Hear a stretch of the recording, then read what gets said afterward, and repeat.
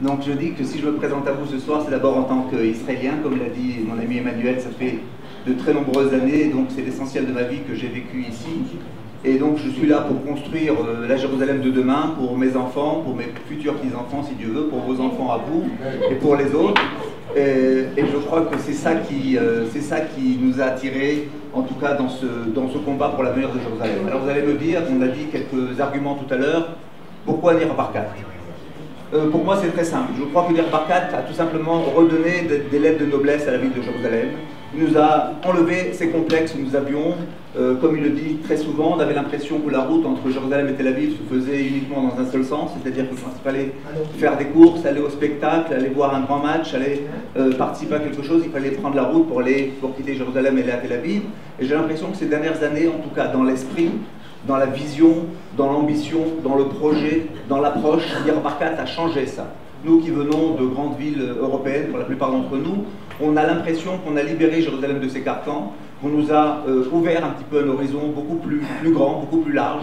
Évidemment, ça demande beaucoup plus de tolérance et de 3-4 réalisations qui ne sont pas évidentes parce que quand on vit dans le quotidien, on est tous pris dans ce qu'on fait.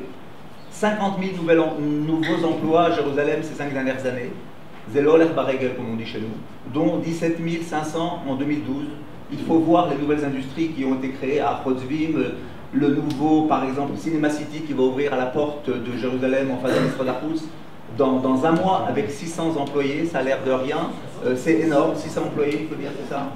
Encore une fois, je pense que Nir Barkat avait une vision juste dans ce sens où il savait que pour dépoussiérer Jérusalem, il fallait commencer à travailler en 2 étapes. La première étape était un changement d'optique, comme on a les grands écrans de caméraman, c'est-à-dire de regarder Jérusalem avec une profondeur, avec une largeur beaucoup plus grande, de pouvoir amener dans ce pays, dans cette ville, les Maccabias par exemple, pour la première fois de l'histoire, de pouvoir amener ici des grands événements. Alors c'est vrai que certains ont ouvert les yeux en disant que c'était peut-être un peu trop grand, mais c'était aussi pour montrer que cette ville existait et que tout ne pouvait pas et ne devait pas exister à Tel Aviv, et que pour ramener une capitale à son juste titre, il fallait être capable de ramener des grands événements pour attirer l'attention des politiques, l'attention des financiers, l'attention des médias.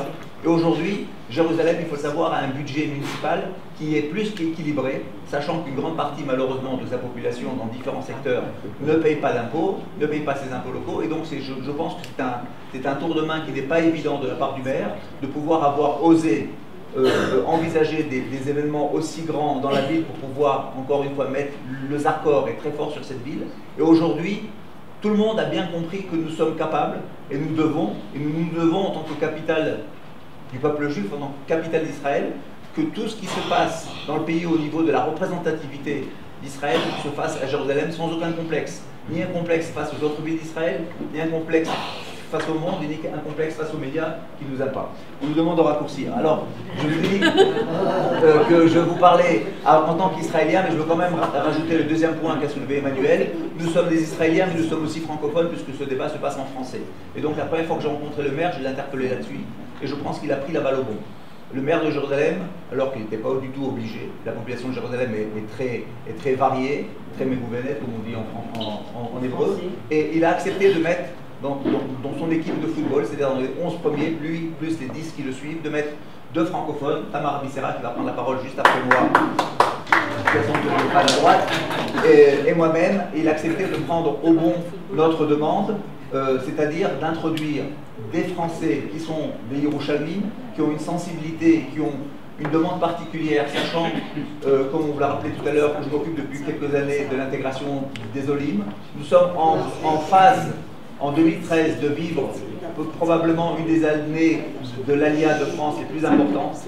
Nous allons probablement atteindre plus de 2500, peut-être 3000 Olim, et je peux vous dire, je reviens avant-hier de Paris, qu'il y a la queue à l'aéroport, et il y a la queue dans les bureaux de l'agent juif. Et donc, il faut que le maire de Jérusalem, et je crois qu'en ayant accepté de me nommer, quel que soit le résultat des élections du conseil municipal, comme conseiller aux affaires francophones à la mairie de Jérusalem, le maire de Jérusalem aura derrière lui, il s'est engagé, je me suis engagé, à ne pas le lâcher d'un pas. Tout ce qui concerne la communauté, pour les Olim Vatikim, pour les Olim Hadashim et pour les futurs Olim, le maire s'est engagé à mettre des moyens de façon à ce que cette communauté, comme vous l'êtes ce soir, je suis content qu'il va y avoir une communauté, je réponds pas aux questions tout de suite, et une plus grande visibilité, est une plus grande force. Et ensemble, j'espère que nous allons réussir. Je vous remercie de votre attention. Merci.